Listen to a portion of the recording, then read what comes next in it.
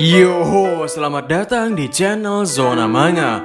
Ini adalah second channel dari channel Diskus OP, tempat kita akan membahas manga anime selain manga One Piece. Yoho, apa kabar nakama semuanya? Semoga nakama semua selalu dalam keadaan yang sehat-sehat saja. Pada chapter sebelumnya, kita mendapatkan cerita Kibutsuji Muzan masih bisa kabur dari serangan para pilar dengan menjatuhkan para pilar ke suatu tempat. Jadi, bagaimanakah kelanjutan ceritanya? Baiklah, tanpa basa-basi lagi, langsung saja mari kita mulai.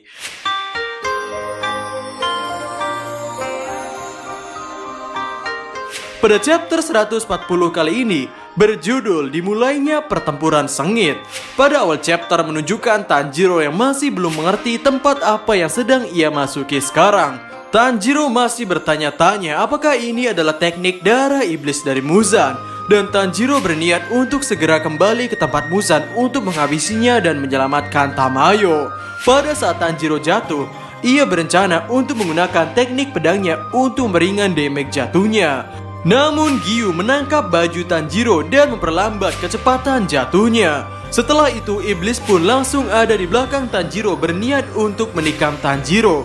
Namun Tanjiro berhasil menebas satu iblis itu.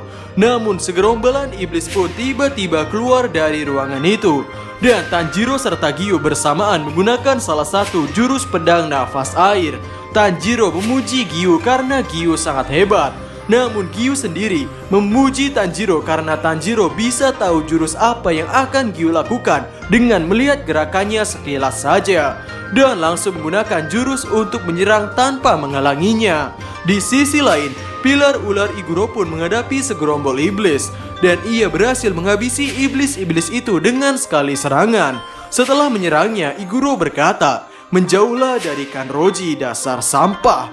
Kanroji yang melihatnya pun merasa senang. Dan mereka segera pergi dari sana. Di sisi lain terlihat Tokito bersama Himejima. Tokito berkata, "Iblisnya banyak sekali." Dan Himejima pun berkomentar, "Sepertinya mereka diciptakan setara dengan iblis bulan bawah. Mereka berusaha membuat kita lelah." Lalu ketika Tokito bertanya tentang keadaan Oya Katasama, Himejima menjawabnya bahwa Oya Katasama sudah meninggal dan itu adalah kematian yang terhormat. Di sini Tokito pun sudah mengira bahwa Oya Katasama bukan orang yang bisa ditemukan oleh iblis karena kesalahannya. Dan Tokito mengira bahwa Oya Katasama dengan sengaja menjadi umpan. Dan Himejima pun membenarkan perkiraan Tokito ini. Tokito juga teringat bahwa Oya Katasama selalu berada di sampingnya ketika Tokito sekarat diserang oleh iblis. Himejima pun menambahkan bahwa Oya Katasama melakukan hal yang sama kepada pemburu iblis lain. Bahkan ketika Oya Katasama sedang sakit. Di sini Tokito mengatakan, "Bukan hanya kakakku saja. Muzan bahkan merenggut ayahku juga. Akan kupastikan dia menderita sebelum kukirim dia ke neraka." Himejima pun menjawabnya, "Tenang saja, semua merasakan hal yang sama." Lalu di sisi lain menggambarkan Sanemi yang sedang merenung kematian Oya Katasama karena ia tidak melindunginya. Terlihat di sana cukup banyak iblis yang berdatangan ke tempat Sanemi, yang mana dengan menunjukkan senyuman marahnya dengan mengalirkan air matanya, Sanemi berkata, "Kemarilah, akan kubunuh kalian semua." Di sisi lain, Inosuke terlihat juga sedang bertarung dengan iblis dan ingin mencoba hasil latihannya. Lalu Genya juga sedang kebingungan dengan tempat ini dan ia tetap mengkhawatirkan kakaknya. Lalu terlihat Zenitsu juga yang sedang berlari dan berkata, "Aku mendengar sesuatu. Orang itu sepertinya ada di dekat sini. Tidak bisa dimaafkan. Aku tidak akan pernah memaafkan orang itu." Di sisi lain, terlihat Shinobu Kocho sedang berjalan dan mencium bau darah. Dan hal yang ia temui adalah iblis bulan atas nomor 2 yang bernama Doma. Ketika Doma melihat Shinobu, ia berkata, "Ah, ada yang datang. Wah, seorang gadis, kau terlihat segar dan lezat. Aku harus berterima kasih kepada Naki-Mecha nanti." Chapter 140 selesai sampai di sini. Kemudian pada chapter 141 berjudul Balas Dendam. Pada awal chapter memperlihatkan masa lalu Shinobu Kocho. Di sana terlihat Shinobu diminta berhenti untuk menjadi pemburu iblis oleh seseorang. Orang itu hanya menginginkan Shinobu bisa hidup bahagia. Namun Shinobu berkata, "Tidak, aku tidak akan pernah berhenti dan aku akan membalaskan dendammu. Katakan padaku, iblis seperti apa yang melakukan ini padamu? Beritahu aku, Kak Kanae. Kumohon, aku tidak bisa hidup normal setelah ada yang berlakukan seperti ini, kakak."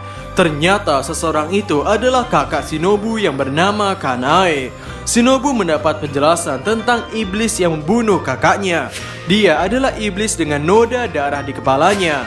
Dia selalu tersenyum dengan santai dan berbicara dengan tenang dan ramah. Sambil teringat hal itu, Doma yang berada di hadapan Shinobu pun berkata, "Halo, senang bertemu denganmu. Namaku Doma. Malam ini sangat indah kan?" Lalu dari banyak wanita yang sudah tergeletak ada yang berkata, "Tolong." Pada saat Doma akan memperingati wanita itu bahwa dia sedang berbicara, dengan sangat cepat Shinobu menggendong wanita itu. Dan saat Shinobu menanyakan apakah wanita itu baik-baik saja, tiba-tiba wanita itu terbatuk dan tubuhnya terpotong-potong. Doma dengan santai malah berkata, "Jangan khawatirkan dia, tinggalkan saja di sana. Aku pasti akan memakannya." Di sini Doma pun sudah menyadari bahwa Shinobu adalah seorang pilar. Shinobu teringat lagi perkataan kakaknya bahwa senjata yang dipakai oleh iblis itu adalah sepasang kipas yang tajam. Kemudian Doma pun mulai berbicara, "Aku adalah pendiri kelompok pemuja surga abadi. Tugasku adalah memastikan semua pemujaku termasuk diriku bahagia. Jadi aku bisa memakannya sampai tidak menyisakan apapun." Shinobu pun di sini telah menyadari bahwa iblis ini adalah yang membunuh kakaknya. Lalu Shinobu berkata, "Membuat semua orang bahagia? Apa kau gila?" Gadis ini berteriak minta tolong barusan. Dan dengan santai Doma menjawabnya, "Itulah mengapa aku menyelamatkannya. Dia sudah tidak merasakan sakit lagi. Dan dia juga tidak menderita lagi. Tidak ada yang perlu ditakutkan. Kau tahu semua orang takut akan kematian. Itulah mengapa aku memakan mereka semua. Sekarang mereka akan hidup denganku selamanya. Semua perasaan pemujaku, darah, daging, aku pastikan untuk menerima, menyelamatkan, dan membimbing mereka untuk menuju pencerahan." Shinobu yang mendengar ocehannya pun dengan muka marah berkata, "Kau benar-benar tidak waras, kepalamu sudah tidak beres. Kau membuatku ingin muntah." Di sini Doma terheran-heran kenapa Shinobu bersikap kasar padahal mereka baru pertama kali bertemu.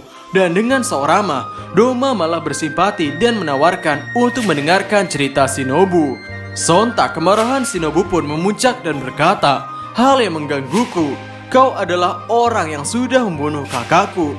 Apa kau tidak mengenali Haori ini?" Lalu Doma teringat akan gadis pengguna napas bunga. Doma melanjutkan, "Gadis itu sangat manis dan imut. Aku tidak sempat memakannya karena matahari sudah mau terbit. Aku mengingat dia, tapi aku benar-benar ingin memakannya." Kemudian dengan sangat cepat Shinobu menusukkan pedangnya ke mata kiri Doma sampai tembus ke belakang kepalanya. Doma pun memuji tusukan Shinobu karena ia tidak bisa menghentikannya dengan tangannya. Kemudian Doma menggunakan teknik darah iblisnya, yaitu es teratai. Shinobu yang dengan cepat bergerak mundur merasakan suhu udara yang sangat dingin. Bahkan Shinobu memperkirakan udaranya cukup dingin untuk melukai paru-paru seseorang. Doma yang tertusuk mengejek Shinobu lagi dengan berkata, "Tapi sayang sekali, kau tidak bisa membunuh iblis dengan tusukan. Leherku, kau harus mengincar leherku." Lalu Shinobu menjawabnya, "Aku memang tidak bisa membunuhmu dengan tusukan, tapi bagaimana dengan racun?" Terlihat pada wajah Doma mulai menghitam, mulai dari leher dan ia mulai batuk. Shinobu berpikir bahwa aku tidak yakin apakah racun ini akan berhasil membunuh iblis bulan atas. Di sisi Doma, terlihat ia kesakitan dan berkata, "Racun ini jauh lebih kuat dibandingkan dengan yang kau gunakan di Gunung Ruikun." Di sini Shinobu memahami bahwa para iblis saling berbagi informasi. Di sini Shinobu juga mengingat perkataan Tamayo bahwa campuran racun bisa beradaptasi pada iblis manapun. Karena dari itu racun adalah pedang bermata dua. Dan setelah Doma batuk-batuk beberapa kali, dengan senyuman perihnya ia berkata, "Oh, sepertinya aku bisa menetralkan racunmu. Maaf ya, aku tahu kau sudah bekerja keras untuk menggunakannya. Pedangmu menimbulkan suara unik ketika kau menyarungkannya. Di dalam sanakah kau mengubah campuran racunnya?" Di sini Doma malah merasa senang karena ia diserang dengan menggunakan racun. Lalu ia juga mempersilahkan untuk menggunakan campuran racun selanjutnya yang mungkin bisa membunuhnya. Dan dengan memasang kuda-kuda, Shinobu pun menjawab tantangannya dengan berkata, "Baiklah, tidak masalah bagiku. Lagi pula aku sedikit menduga ini pasti akan terjadi." Chapter 141 selesai sampai di sini. Pertempuran di markas besar pemburu iblis semakin memanas saja. Dan pertarungan balas dendam Shinobu Kocho pun sangat menarik untuk kita simak. Pasti kita juga penasaran tentang seberapa kuat iblis bulan atas nomor 2 ini. Jadi, kira-kira bagaimanakah kelanjutannya? Nantikan di Zona Manga. Jadi, sampai ketemu lagi dan terima kasih banyak.